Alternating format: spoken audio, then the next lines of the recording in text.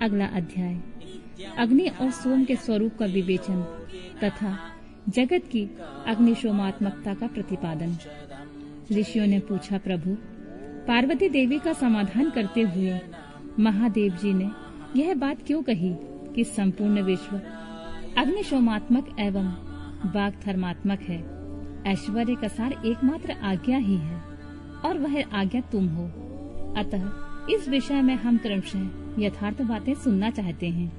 वायुदेव बोले, महर्षियों, रुद्रदेव का जो घोर तेजोमय शरीर है उसे अग्नि कहते हैं और अमृतमय सोम शक्ति का स्वरूप है, क्योंकि शक्ति का शरीर शांति कारक है। जो अमृत है वह प्रतिष्ठा नामक कला है और जो तेज है वह साक्षात विद्या नामक कला है। संपूर्ण सूक्ष्म भूतों में वे ही दोनों रस और तेज हैं।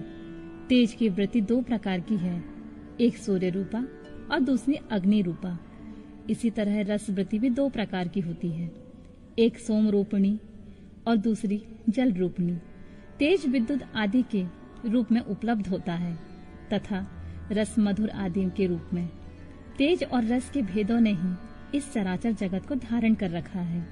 अग्नि से अमृत की उत्पत्ति होती है और अमृत स्वरूप घी से अग्नि की वृद्धि होती है। अतएव अग्नि और सोम को दी हुई आहुति जगत के लिए हितकारक होती है। शस्य संपत्ति भविष्य का उत्पादन करती है, वर्षा शस्य को बढ़ाती है। इस प्रकार वर्षा से ही भविष्य का प्रादुर्भाव होता है, जिससे यह अग्निशोमात्मक जगत टिका हुआ है। अग्नि वहाँ तक ऊपर को प्रज्वलित करता है जहाँ तक सोम संबंधी परम अमृत विद्यमान है और जहाँ तक अग्नि का स्थान है वहाँ तक सोम संबंधी अमृत नीचे को झरता है। इसलिए कालाग्नि नीचे है और शक्ति ऊपर। जहाँ तक अग्नि है उसकी गति ऊपर की ओर है और जो जल का प्रलावन है उसकी गति नीचे की ओर है। आधार शक्ति ने ही इस ऊर्ध्वगामी कालाग्नि को धारण कर रखा है तथा निम्नगामी सोम शिव शक्ति के आधार पर प्रतिष्ठित है। शिव ऊपर है और शक्ति नीचे तथा शक्ति ऊपर है और शिव नीचे। इस प्रकार शिव और शक्ति ने यह सब कुछ व्याप्त कर रखा है। बारंबार अग्नि द्वारा जलाया हुआ जगत भस्मसात हो जाता है। यह अग्नि का वीर्य है।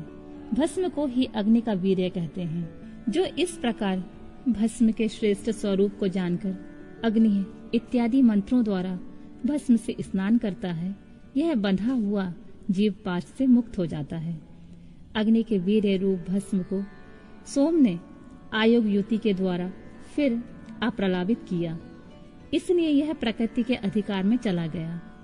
यदि योग युक्ति से शाक्त अमृत वर्षा के द्वारा उस भस्म का सब ओर अप्रलावन हो तो वह प्रकृति के अधिकारों को निवृत्त कर देता है। अतः इस तरह का अमृत प्रलावन सदा मृत्यु पर विजय पाने के लिए ही होता है। शिवाग्नि के साथ शिव संबंधी अमृत का स्पर्श होने पर जिसने अमृत का प्रलावन प्राप्त कर लिया उसकी मृत्यु कैसे हो सकती है।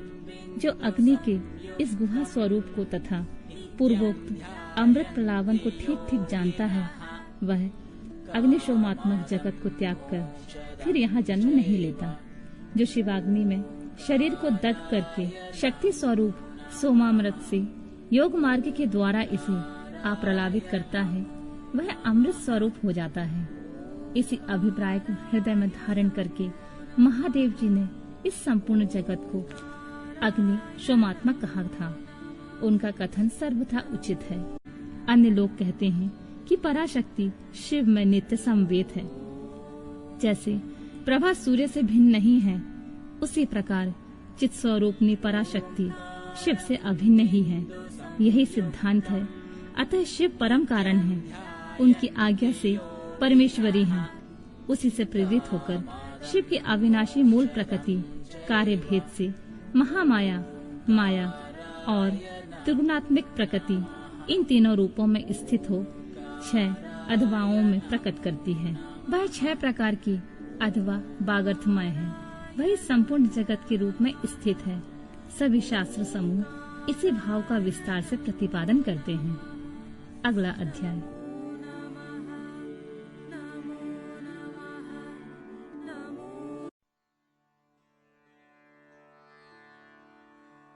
ऋषियों के प्रश्न का उत्तर देते हुए वायुदेव के द्वारा शिव के स्वतंत्र एवं सर्वानुग्राहक स्वरूप का प्रतिपादन।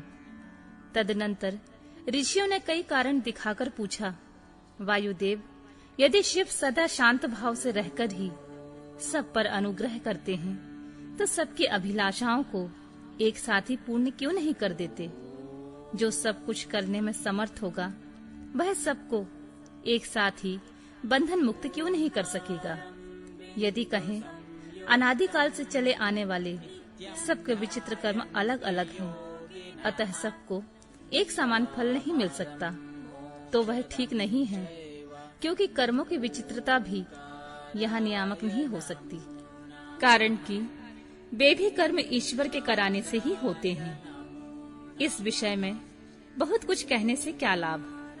उपयुक्त रूप से विभिन्न युक्तियों द्वारा फैलाई गई नास्तिकता जिस प्रकार से शीघ्र ही निवृत्त हो जाए, वैसा उपदेश कीजिए। वायु देवता ने कहा, ब्राह्मणों, आप लोगों ने युक्तियों से प्रेरित होकर जो संशय उपस्थित किया है वह उचित ही है, क्योंकि किसी बात को जानने की इच्छा अथवा तत्व ज्ञान के लिए उठाया गया प्रश्न साधु बुद्धि वाले पुरुषों में नास्तिकता का उत्पादन नहीं कर सकता। मैं इस विषय में ऐसा प्रमाण प्रस्तुत करूंगा जो सत्पुरुषों के मोह को दूर करने वाला है। असत्पुरुषों का जो अन्यथा भाव होता है उसमें प्रभु शिव की कृपा का अभाव ही कारण है। परिपूर्ण परमात्मा शिव के परम अनुग्रह के बिना कुछ भी कर्तव्य नहीं है, ऐसा निश्चय किया गया है। पर अनुग्रह कर्म में स्वभाव ही पूर्णतः समर्थ है, अन्यथा निस्वभाव पुरुष किसी पर भी अनुग्रह नहीं कर सकता। पशु और पाश रूप सारा जगत पर ही कहा गया है। वह अनुग्रह का पात्र है, पर को अनुग्रहित करने के लिए पति की आज्ञा का समन्वय आवश्यक है। पति आज्ञा देने वाला है, वही सदा सब पर अनुग्रह करता है। उस अनुग्रह के लिए ही आज्ञा रूप अर्थ को स्वीकार करने पर शिव परतंत्र कैसे कहे जा सकते हैं? अनुग्राहक की उपेक्षा न रखकर कोई भी अनुग्रह सिद्ध नहीं हो सकता।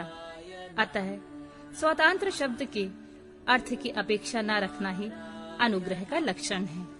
जो अनुग्राहा है वह परतंत्र माना जाता है, क्योंकि पति के अनुग्रह के बिना उसे भोग और मोक्ष की प्राप्ति नहीं होती।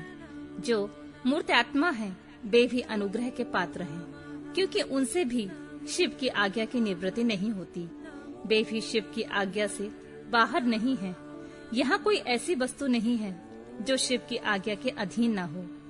सकल साकार होने पर भी जिसके द्वारा हमें निराकार शिव की प्राप्ति होती है, उसे मूर्ति या लिंग के रूप में साक्षात शिव ही विराज रहे हैं।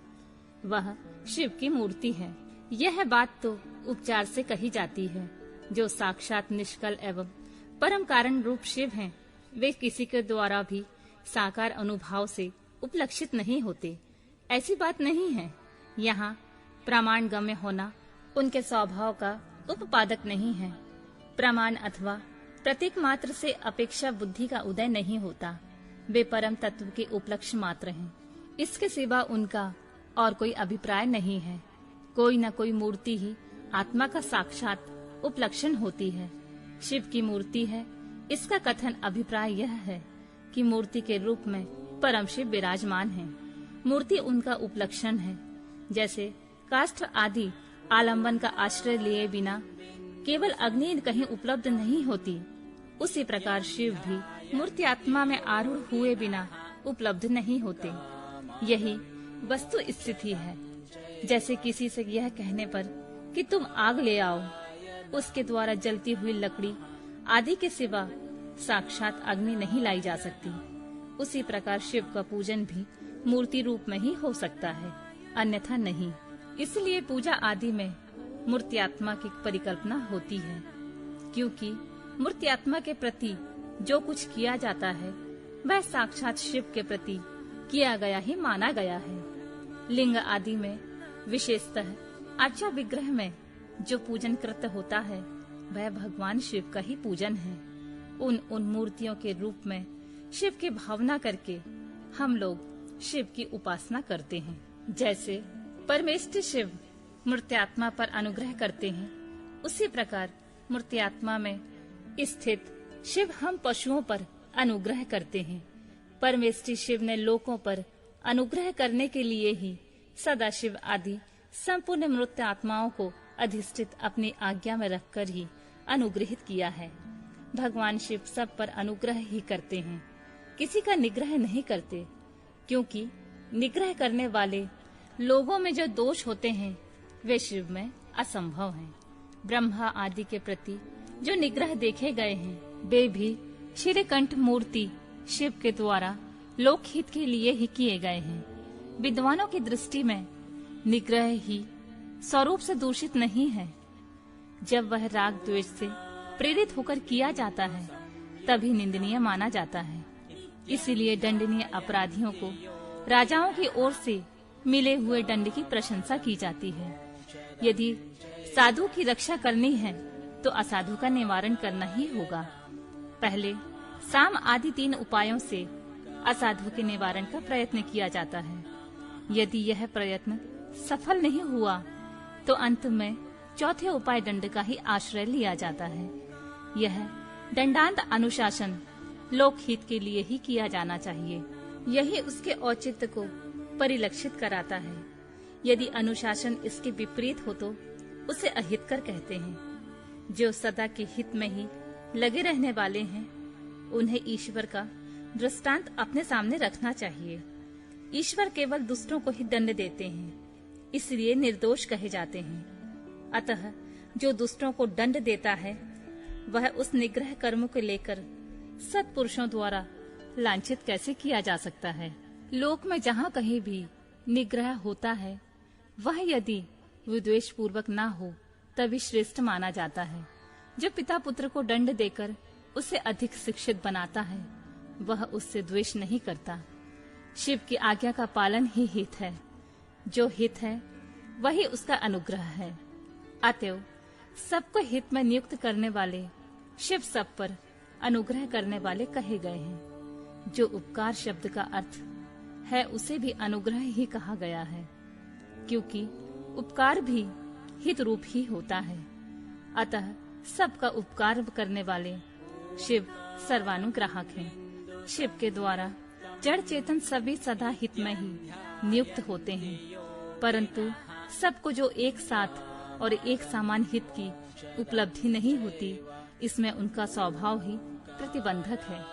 जैसे सूर्य अपनी किरणों द्वारा सभी कमलों को विकास के लिए प्रेरित करते हैं, परंतु वे अपने अपने स्वभाव के कारण एक साथ और एक समान विकसित नहीं होते। स्वभाव भी पदार्थों के भावी अर्थ का कारण होता है, किंतु वह नष्ट होते हुए अर्थ को कर्ताओं के लिए सिद्ध नहीं कर सकता। जैसे अग्नि का संयोग सुवर्ण को ही पिघलाता है, कोयले या अंगार को नहीं। उसी प्रकार भगवान शिव परिपक्व मत वाले पशुओं को ही बंधन मुक्त करते हैं, दूसरों को नहीं। जो वस्तु जैसी होनी चाहिए वैसी वह स्वयं नहीं बनती। वैसी बनने के लिए कर्ता की भावना का सहयोग होना आवश्यक है। कर्ता की भावना के बिना ऐसा होना संभव नहीं है। अतः कर्ता सदा स्वतंत्र होता है। सब पर अनुग्रह करने वाले शिव जिस तरह स्वभाव से ही निर्मल है, उसी तरह जीव संज्ञा धारण करने वाली आत्माएं स्वभावतः मलिन होती हैं। यदि ऐसी बात ना होती तो वे जीव क्यों नियम पूर्वक संसार में भटकते और शिव क्यों संसार बंधन से परे रहते। विद्वान पुरुष कर्म और माया के बंधन को ही जीव का संसार कहते हैं। यह बंधन जीव को ही प्राप्त होता है, शिव को नहीं। इसमें कारण है जीव का स्वाभाविक मल। वह कारणभूत मल जीवों को अपना स्वभाव ही है, आगंतुक नहीं। यदि आगंतुक होता तो किसी को भी किसी भी कारण से बंधन प्राप्त होता। जो यह हेतु है वह एक है, क्योंकि सब जीवों के स्वभाव एक सा है। यद्यपि सब में एक सा आत्मा भाव है, तो भी मल के परिपाक और अपरिपाक के कारण कुछ जीव बद्ध हैं और कुछ बंधन से मुक्त हैं। बद्ध जीवों में भी कुछ लोग लय और भोग के अधिकार के अनुसार उत्कृष्ट और निकृष्ट होकर ज्ञान और ऐश्वर्य आदि की विषमता को प्राप्त होते हैं, अर्थात कुछ लोग अधिक ज्ञान और ऐश्वर्य से युक्त होते हैं तथा कुछ लोग कम।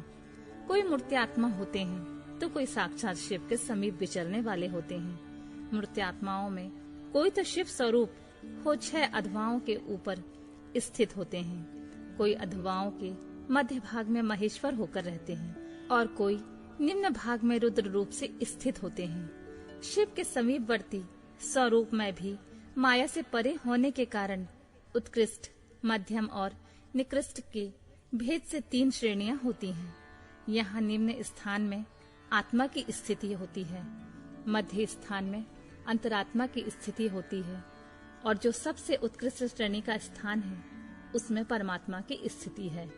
ये ही क्रमशः ब्रह्मा, विष्णु और महेश्वर कहलाते हैं। कोई वसु, जीव परमात्मा पद का आश्रय लेने वाले होते हैं, कोई अंतरात्मा पद पर और आत्म पद पर प्रतिष्ठित होते हैं। भगवान शिव तो अनायास ही समस्त पशुओं को बंधन से मुक्त करने में समर्थ हैं, फिर वे उन्हें बंधन में डाले रखकर क्यों दुख देते हैं? ऐसा यहाँ विचार या संदेह नहीं करना चाहिए, क्योंकि सारा संसार दुख रूप ही है। ऐसा विचारवानों का निश्चित सिद्धांत है। जो स्वभावतः दुखमय है वह दुख रहित कैसे हो सकता है? स्वभाव में उलटफेर नहीं हो सकता। वैद्य की दवा से रोग अरोग नहीं होता। वह रोग पीड़ित मनुष्य का अपनी दवा से सुखपूर्वक उद्धार कर देता है। इसी प्रकार जो स्वभावतः मलिन और स्वभाव से ही दुखी हैं, उन पशुओं को अपनी आज्ञा रूपी औषधि देकर शिव दुख से छुड़ा देते हैं। रोग होने में वैद्य कारण नहीं है, परंतु संसार की उत्पत्ति में शिव कारण है। अतः रोग और वैद्य के दृष्टांत में शिव और संसार की दृष्टांत में समानता नहीं है। इसलिए इसके द्वारा शिव पर दोषारोपण नहीं किया जा सकता। जब दुख स्वभाव सिद्ध है तब शिव उसके कारण कैसे हो सकते हैं? जीवों में जो स्वाभाविक मल है वही उन्हें संसार के चक्र में डालता है। संसार का कारणभूत जो मल अचेतन माया आदि है वह शिव का सानिध्य प्राप्त किए बिना ही स्वयं चेष्टाशील नहीं हो सकता। जैसे चुंबक मणि लोहे का सानिध्य पाकर ही उपकारक होता है, लोहे को खींचता है, उसी प्रकार शिव भी जड़ माया आदि का सानिध्य पाकर ही उसके उपकारक होते हैं, उसे सचेष्ट बनाते हैं। उनके विद्यमान सानिध्य को अकारण हटाया नहीं जा सकता। अतः जगत के लिए जो सदा अज्ञात है वे ही शिव इसके अधिष्ठाता हैं। शिव के बिना यहाँ कोई भी चेष्टाशील नहीं होता। उनकी आज्ञा के बिना एक पत्ता भी नहीं हिलता। उनसे प्रेरित होकर ही यह सारा जगत विभिन्न प्रकार की चेष्टाएं करता है। तथापि वे शिव कभी मोहित नहीं होते। उनकी आज्ञा रूपनी जो शक्ति है वही सबका नियंत्रण करती है। उसका सब ओर से मुख है। उसी ने सदा इस संपूर्ण दृश्य प्रपंच का विस्तार किया। तथापि उसके दोष से शिव दोषित नहीं होते। जो दुर्बुद्धि मानव मोहवश इसके विपरीत मान्यता रखता है वह नष्ट हो जाता है। शिव की शक्ति के वैभव से ही संसार चलता है, तथापि इसमें शिव दूषित नहीं होते। इसी समय आकाश से शरीर रहित वाणी सुनाई दी, सत्यम ओम अमृतम सौम्यम। इन पदों का वहाँ स्पष्ट उच्चारण हुआ। उसे सुनकर सब लोग बहुत प्रसन्न हुए। उनके समस्त संशयों का निवारण हो गया तथा उन मुनियों ने विस्मित हो प्रभु पवन देव को प्रणाम किया। इस प्रकार उन मुनियों को संदेह रहित करके वायुदेव ने यह नहीं माना कि इन्हें पूर्ण ज्ञान हो गया। इनका ज्ञान अभी प्रतिष्ठित नहीं हुआ है। ऐसा समझकर वे इस प्रकार बोले, मुनियों, परोक्ष और अपरोक्ष के भेद से ज्ञान 2 प्रकार का माना गया है। परोक्ष ज्ञान को अस्थिर कहा जाता है और अपरोक्ष ज्ञान को सुस्थिर। युक्तिपूर्ण उपदेश से जो ज्ञान होता है उसे विद्वान पुरुष परोक्ष कहते हैं। वही श्रेष्ठ अनुष्ठान से अपरोक्ष हो जाएगा। अपरोक्ष ज्ञान के बिना मोक्ष नहीं होता। ऐसा निश्चय करके तुम लोग आलस रहित हो श्रेष्ठ अनुष्ठान की सिद्धि के लिए प्रयत्न करो। अगला अध्याय परम धर्म का प्रतिपादन शैवागम के अनुसार पाशुपत ज्ञान तथा उसके साधनों का वर्णन। ऋषियों ने पूछा, वायुदेव, वह कौन सा श्रेष्ठ अनुष्ठान है जो मोक्ष स्वरूप ज्ञान को अपरोक्ष कर देता है? उसको और उसके साधनों को आज आप हमें बताने की कृपा करें। वायु ने कहा, भगवान शिव का बताया हुआ जो परम धर्म है उसी को श्रेष्ठ अनुष्ठान कहा गया है। उसके सिद्ध होने पर साक्षात मोक्षदायक शिव अपरोक्ष हो जाते हैं। वह परम धर्म 5 पर्वों के कारण क्रमशः 5 प्रकार का जानना चाहिए। उन पर्वों के नाम हैं क्रिया, तप, जप, ध्यान और ज्ञान। ये उत्तरोत्तर श्रेष्ठ हैं। उन उत्कृष्ट साधनों से सिद्ध हुआ धर्म परम धर्म माना गया है, जहाँ परोक्ष ज्ञान भी अपरोक्ष ज्ञान होकर मोक्षदायक होता है। वैदिक धर्म में 2 प्रकार के बताए गए हैं, परम और अपरम। धर्म शब्द से प्रतिपाद्य अर्थ में हमारे लिए श्रुति ही प्रमाण है।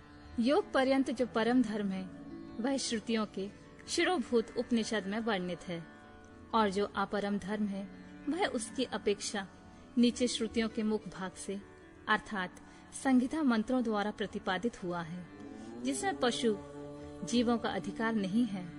वह वेदांत वर्णित धर्म परम धर्म माना गया है। उससे भिन्न जो यज्ञ यज्ञादि हैं, उनमें सबका अधिकार होने से वह साधारण या अपरम धर्म कहलाता है। जो अपरम धर्म है वही परम धर्म का साधन है। धर्मशास्त्र आदि के द्वारा उसका सम्यक रूप से विस्तार पूर्वक सांगोपांग निरूपण हुआ है। भगवान शिव के द्वारा प्रतिपादित जो परम धर्म है उसी का नाम श्रेष्ठ अनुष्ठान है। इतिहास और पुराणों द्वारा उसका किसी प्रकार का विस्तार हुआ है, परंतु शैव शास्त्रों द्वारा उसके विस्तार का सांगोपांग निरूपण किया गया है। वही उसके स्वरूप का सम्यक रूप से प्रतिपादन हुआ है। साथ ही उसके संस्कार और अधिकार भी सम्यक रूप से विस्तार पूर्वक बताए गए हैं। शैव आगम के 2 भेद हैं, श्रोत और अश्रोत। जो श्रुति का सार तत्व से संपन्न है वह श्रोत है, और जो स्वतंत्र है वह अश्रोत माना गया है। स्वतंत्र शैवागम पहले 10 प्रकार का था, फिर 18 प्रकार का हुआ। वह कायिका आदि संज्ञाओं से सिद्ध होकर सिद्धांत नाम धारण करता है। श्रुति सार में जो शैव शास्त्र है उसका विस्तार 100 करोड़ श्लोकों में किया गया है। उसी में उत्कृष्ट पाशुपत व्रत और पाशुव्रत ज्ञान का वर्णन किया गया है। युग युग में होने वाले शिष्यों को उसका उपदेश देने के लिए भगवान शिव स्वयं ही योगाचार्य रूप में जहाँ तहाँ अवतीर्ण होकर उसका प्रचार करते हैं। इस शैव शास्त्र को संक्षिप्त करके उसके सिद्धांत का प्रवचन करने वाले मुख्यतः 4 महर्षि हैं, रुरु, दधीच, अगस्त और महायशस्वी उपमन्यु। उन्हें संहिताओं का प्रवर्तक पाशुपत जानना चाहिए। उनकी संतान परंपरा में सैकड़ों हजारों गुरुजन हो चुके हैं। पाशुपत सिद्धांत में जो परम धर्म बताया गया है वह चर्या आदि 4 पादों के कारण 4 प्रकार का माना गया है। उन चारों में जो पाशुपत योग है वह दृढ़ता पूर्वक शिव का साक्षात्कार कराने वाला है। इसलिए पाशुपत योग ही श्रेष्ठ अनुष्ठान माना गया है।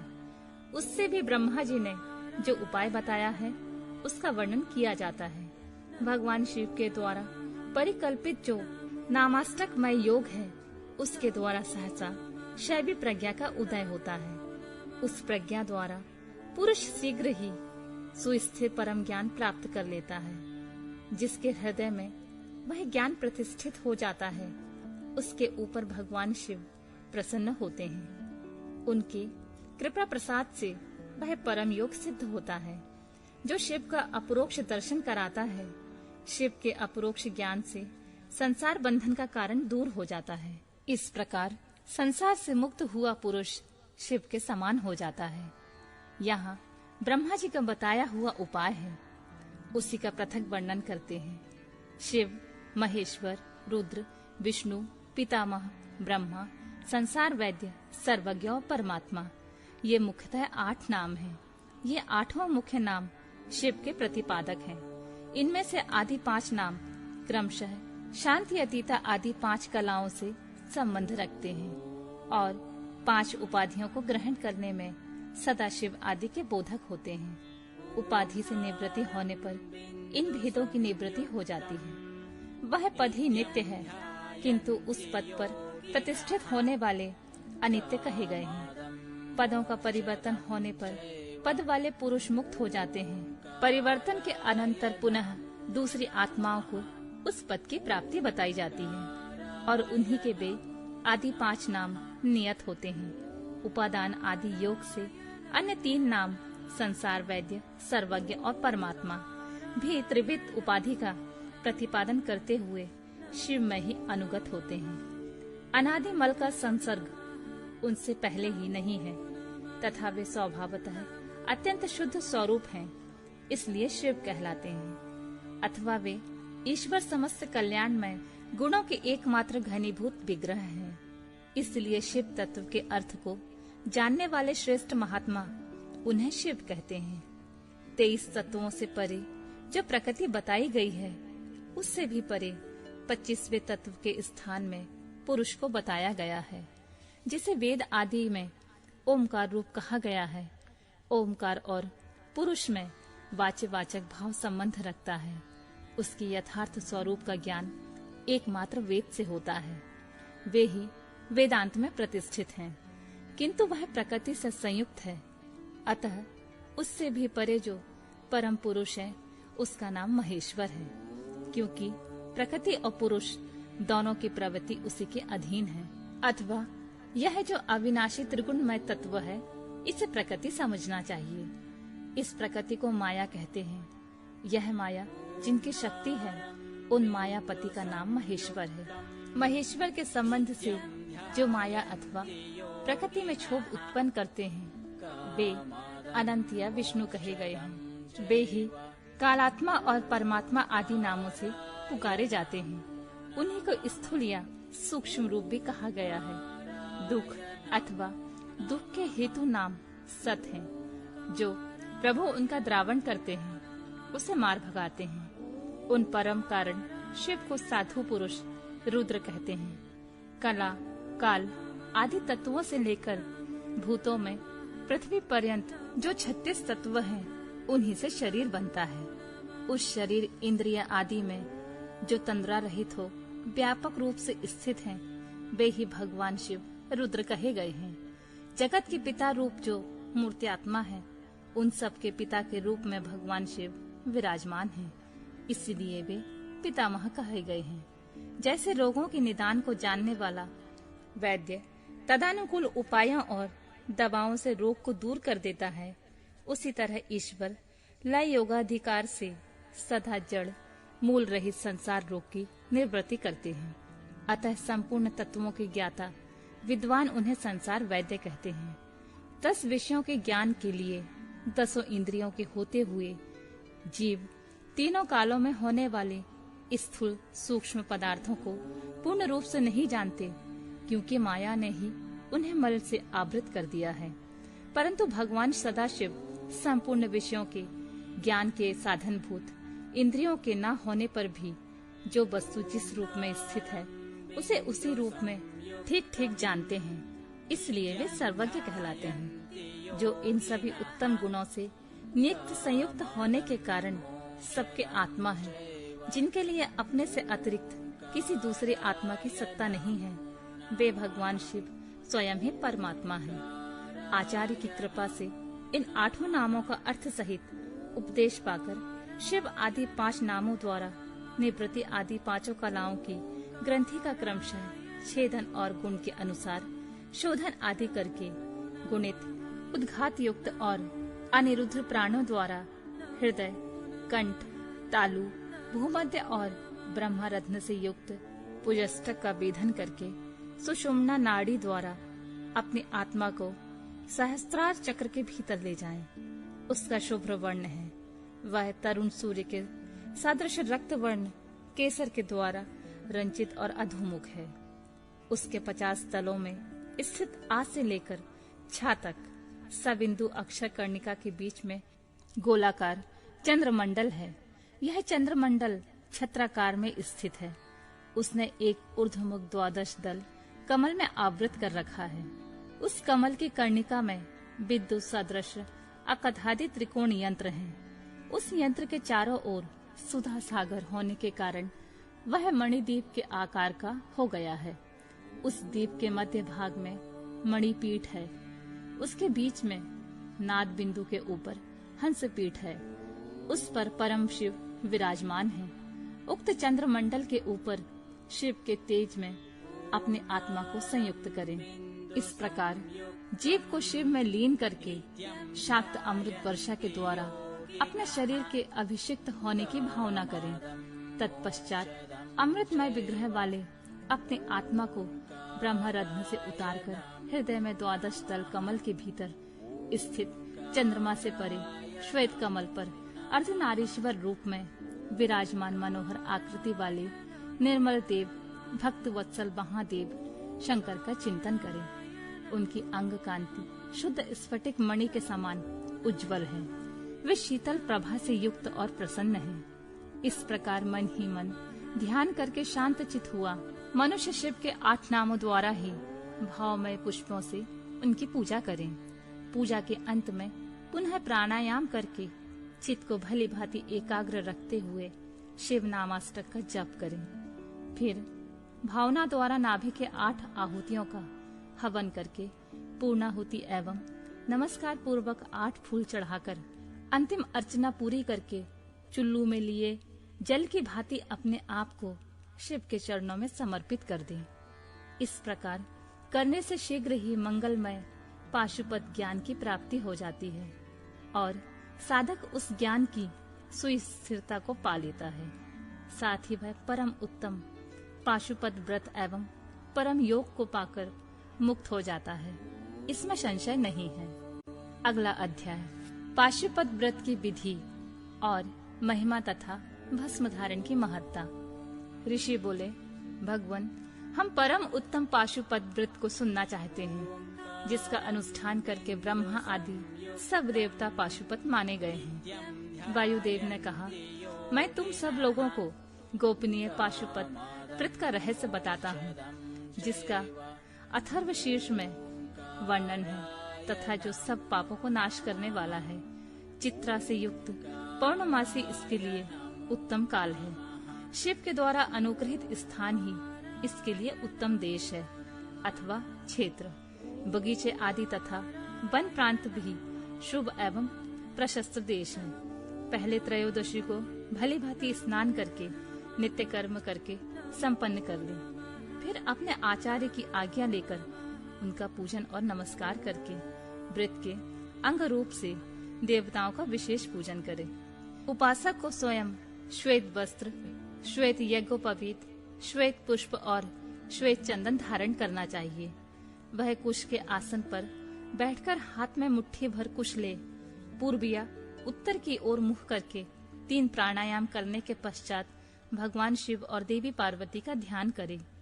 फिर यह संकल्प करे कि मैं शिव शास्त्र में बताई हुई विधि के अनुसार यह पाशुपत व्रत करूंगा। जब तक शरीर गिर न जाए तब तक के लिए अथवा 12, 6 या 3 वर्षों के लिए अथवा 12, 6, 3 या 1 महीने के लिए अथवा 12, 6, 3 या 1 दिन की इस व्रत की दीक्षा लें। संकल्प करके बिरजा होम के लिए विधिवत अग्नि की स्थापना करें। क्रमशः घी समिधा और चरु से हवन करें। तत्पश्चात तत्वों की शुद्धि के उपदेश से फिर मूल मंत्र द्वारा उन समिधा द्वारा सामग्रियों की आहुतियां दें। उस समय यह बारंबार यह चिंतन करें कि मेरे शरीर में जो ये तत्व हैं, ये सब शुद्ध हो जाएं। उन तत्वों के नाम इस प्रकार हैं: 5 भूत, उनकी 5 तन मात्राएं, 5 ज्ञानेंद्रियां, 5 कर्मेंद्रियां, 5 विषय, त्वचा आदि, 7 धातु, प्राण आदि, 5 वायु, मन, बुद्धि, अहंकार, प्रकृति, पुरुष, राग, विद्या, कला, नियति, काल, माया, शुद्ध विद्या, महेश्वर, सदाशिव, शक्ति तत्व और शिव तत्व। ये क्रमशः तत्वों कहे गए हैं। विरज मंत्रों से आहुति करके होता रजोगुण रहित शुद्ध हो जाता है। फिर शिव का अनुग्रह पाकर वह ज्ञानवान हो जाता है। तदनंतर गोबर लाकर उसकी पिंडी बनाए, फिर उसे मंत्र द्वारा अभिमंत्रित करके अग्नि में डाल दें। इसके बाद इसका प्रोक्षण करके उसी दिन व्रती केवल हविष्य खाकर रहे। जब रात बीतकर प्रातःकाल आए, तब चतुर्दशी को पुनः पूर्वोक्त सब कृत करे। उसी दिन शेष समय निराहार रहकर ही बिताएं। फिर पूर्णिमा को प्रातःकाल इसी तरह होम पर्यंत कर्म करके रुद्राग्नि का उपसंहार करे। तदनंतर यत्न पूर्वक उनमें से भस्म ग्रहण करे। इसके बाद साधक चाहे जटा रखा ले, चाहे सारा सिर मुंडा ले, या चाहे तो केवल सिर पर शिखा धारण करे। इसके बाद स्नान करके यदि वह लोक लज्जा से ऊपर उठ गया हो तो दिगंबर हो जाए, अथवा गेरुआ वस्त्र, मृग चर्म या फटे पुराने चीथड़ों को ही धारण करे। एक वस्त्र धारण करे, कटी में मेखला धारण करके हाथ में दंड ले लें। तदनंतर दोनों पैर धोकर आचमन करें। विराजाग्नि से प्रकट हुए भस्म को एकत्र करके अग्निरीति भस्म इत्यादि 6 अथर्व वैदिक मंत्रों द्वारा उसे अपने शरीर में लगाएं। मस्तक से लेकर पैर तक सभी अंगों में उसे अच्छी तरह मल दें। इसी क्रम से प्रणव या शिव मंत्र द्वारा सर्वांग में भस्म रमाकर त्रयायुषम इत्यादि मंत्रों से ललाट आदि में अंगों में त्रिपुंड की रचना करें। इस प्रकार शिव भाव को प्राप्त हो शिव योग का आचरण करें। तीनों संध्याओं के समय ऐसा ही करना चाहिए। यही पाशुपत व्रत है जो भोग और मोक्ष देने वाला है। यह जीवों के पशु भाव को निवृत्त कर देता है। इस प्रकार पाशुपत व्रत के अनुष्ठान द्वारा पशुत्व का परित्याग करके लिंग मूर्ति सनातन महादेव जी का पूजन करना चाहिए। यदि वैभव हो तो सोने का अष्टदल कमल बनवाएं, जिसमें 9 प्रकार के रत्न जड़े गए हों, उसमें कर्णिका और केसर भी हों। ऐसे कमल को भगवान का आसन बनावे। धनाभाव होने पर लाल या सफेद कमल के फूल को आसन अर्पित करें। वह भी ना मिले तो केवल भावनामय कमल अर्पित कर दें। उस कमल की कर्णिका में पीठिका सहित छोटे से स्फटिक मणि में लिंग की स्थापना करके क्रमशः विधि पूर्वक उसका पूजन करें। उस लिंग का शोधन करके पहले शास्त्रीय विधि के अनुसार उसकी स्थापना कर लेनी चाहिए। फिर आसन दे पंचमुख के प्रकार से मूर्ति की कल्पना करके पंचगव्य आदि से पूर्ण अपने वैभव के अनुसार संग्रहित भरे हुए सुवर्ण निर्मित कलशों से उस मूर्ति को स्नान कराएं। फिर सुगंधित द्रव्य कपूर, चंदन और कुमकुम आदि से वेदी सहित भूषण भूषित शिवलिंग का अनुलेपन करके बिल्व पत्र, लाल कमल, श्वेत कमल, नील कमल, अन्यान सुगंधित पुष्प, पवित्र एवं उत्तम पत्र और दूर्वा और अक्षत आदि विचित्र उपचार चढ़ाकर यथा प्राप्त सामग्रियों द्वारा महापूजन की विधि से उसमें मूर्ति की अभ्यर्चना करें। फिर धूप दीप और नैवेद्य निवेदन करें। इस तरह भगवान शिव को उत्तम वस्त्र निवेदन करके अपना कल्याण करें। उस व्रत में विशेषतः वे सभी वस्तुएं देनी चाहिए जो अपने को अधिक प्रिय हो, श्रेष्ठ हो और न्याय पूर्वक उपार्जित हुई हो। बिल्व पत्र, उपल और कमलों की संख्या 1,000 होनी चाहिए। अन्य पत्रों और फूलों में से प्रत्येक की संख्या 108 होनी चाहिए। सामग्रियों में भी बिल्व पत्र को विशेष यत्न पूर्वक जुटाएं, उसे भूलकर भी ना छोड़ें। सोने का बना हुआ एक ही कमल 1,000 कमलों से श्रेष्ठ बताया गया है। नील कमल आदि के विषय में भी यही बात कही गई है। ये सब बिल्व पत्रों के समान ही महत्व रखते हैं। अन्य पुष्पों के लिए कोई नियम नहीं है, वे जितने मिले उतने ही चढ़ाने चाहिए। अष्टांग अर्ध उत्कृष्ट माना जाता है। धूप और आलेप, चंदन के विषय में विशेष बात यह है, वामदेव नामक मुख में चंदन, तत्व पुरुष नामक मुख में हरिताल और ईशान नामक मुख में भस्म लगानी चाहिए। कोई कोई भस्म की जगह आलेपन का विधान करते हैं। दूसरे प्रकार के धूप का विधान होने से कुछ लोग प्रसिद्ध धूप का निषेध करते हैं। अघोर नामक मुख के लिए श्वेत अगरू का धूप देना चाहिए। तत्पुरुष नामक मुख के लिए कृष्ण अगरू के धूप का विधान है। वामदेव के लिए गुग्गल, सद्योजात मुख के लिए सौगंधिक तथा ईशान के लिए उशीर आदि धूप को विशेष रूप से देनी चाहिए। शर्करा, मधु, कपूर, कपिला, गाय का घी, चंदन का चूरा तथा अगुरा नामक काष्ठ आदि का चूर्ण, इन सब को मिलाकर जो धूप तैयार किया जाता है उस सब के लिए सामान्य रूप से उपयोग के योग्य बताया गया है। कपूर की बत्ती और घी के दीपक जलाकर दीपमाला देनी चाहिए। तत्पश्चात प्रत्येक मुख के लिए पृथक पृथक अर्घ्य और आचमन देने का विधान है। प्रथम आवरण में गणेश और कार्तिकेय की पूजा करनी चाहिए। उनके साथ ही बाहर अंगों की भी पूजा आवश्यक है। प्रथमा वरण की पूजा हो जाने पर द्वितीय वरण में चक्रवर्ती विघ्नेश्वरों की पूजा करनी चाहिए। तृतीय वरण में भव आदि अष्ट मूर्तियों की पूजा का विधान है। वही महादेव आदि एकादश मूर्तियों का भी पूजन आवश्यक है। चौथे आवरण में सभी गणेश पर पूजनीय है। पंच आवरण में कमल के 12 भाग में क्रमशः 10 दिक्पालों, उनके अस्त्रों और अनुचरों की क्रमशः पूजा करनी चाहिए। वही ब्रह्मा के मानस पुत्रों की, समस्त ज्योतिर्गणों की तथा सभी देवी देवताओं की, सभी आकाशचार्यों की, पातालवासियों की, अखिल मुनीश्वरों की, योगियों की, सब यज्ञों की, 12 सूर्यों की, मातृकाओं की, गणों सहित क्षेत्रपालों की और समस्त चराचर जगत की पूजा करनी चाहिए। इन सबको शंकर जी की विभूति मानकर शिव की प्रसन्नता के लिए ही इन सब का पूजन करना उचित है। इस प्रकार आवरण पूजा के पश्चात परमेश्वर शिव का पूजन करके उन्हें भक्ति पूर्वक घृत और व्यंजन सहित मनोहर हविष्य निवेदन करना चाहिए। मुख शुद्धि के लिए आवश्यक उपकरणों सहित तांबुल देकर नाना प्रकार के फूलों से पुनः इष्ट देव का श्रृंगार करें, आरती उतारें। तत्पश्चात पूजन का शेष कृत्य पूर्ण करें। प्याला तथा उपकारक सामग्रियों सहित शैया समर्पित करें।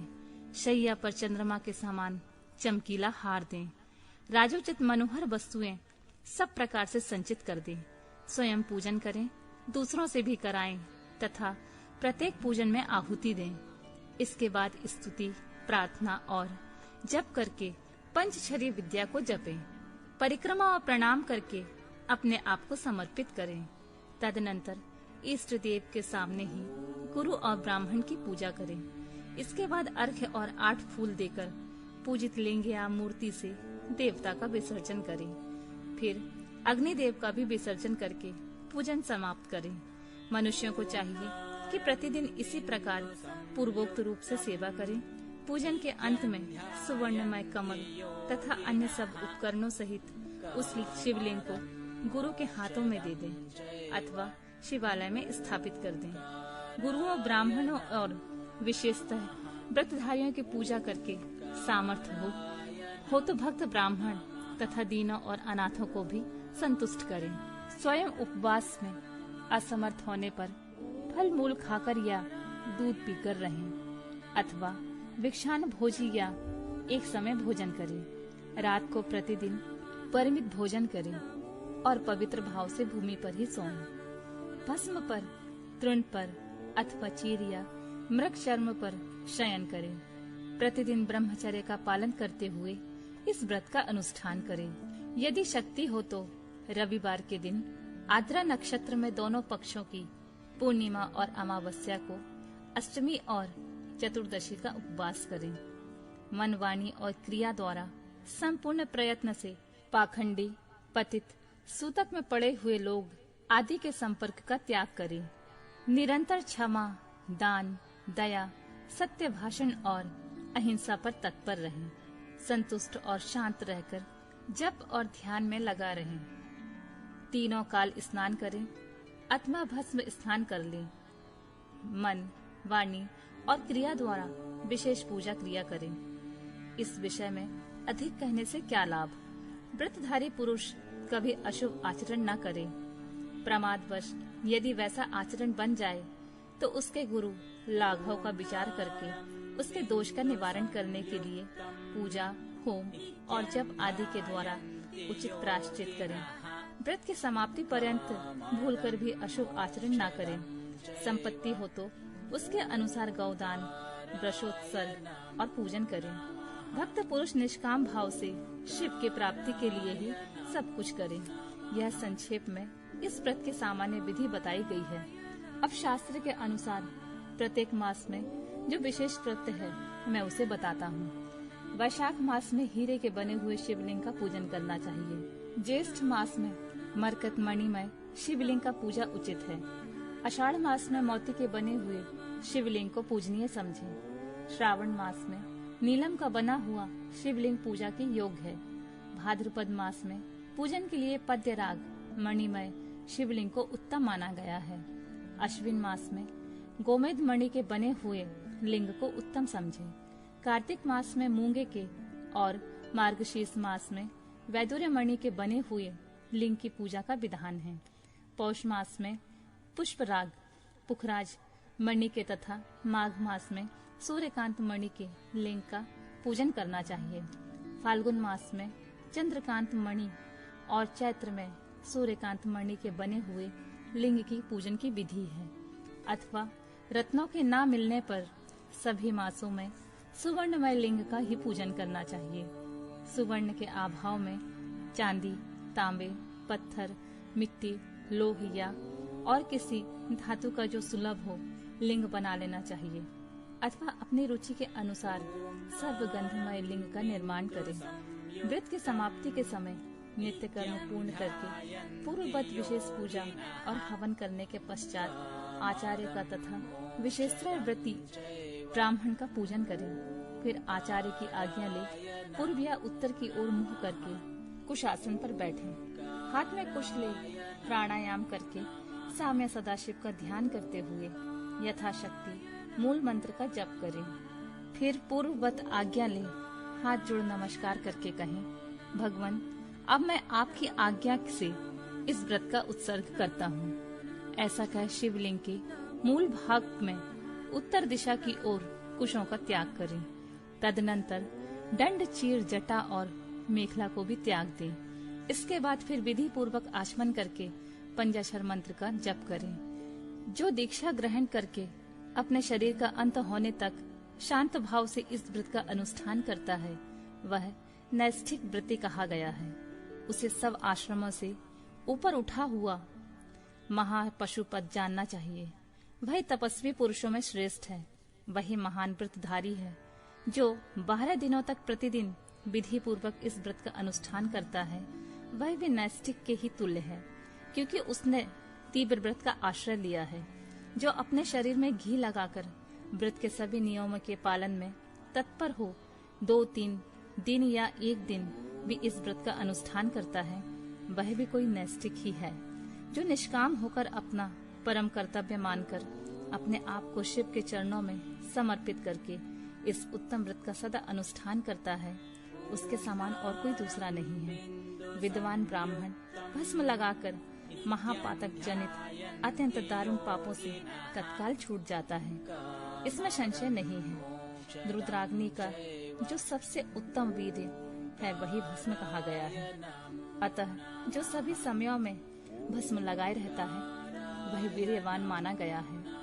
भस्म में निष्ठा रखने वाले पुरुष के सारे दोष उस भस्माग्नि में संयोग से दग होकर नष्ट हो जाते हैं। जिसका शरीर भस्म स्नान से विशुद्ध है वह भस्मनिष्ठ कहा गया है। जिसके सारे अंगों में भस्म लगा हुआ है, जो भस्म से प्रकाशमान है, जिसने भस्म में त्रिपुंड लगा रखा है तथा जो भस्म से स्नान करता है वह भस्मनिष्ठ माना गया है।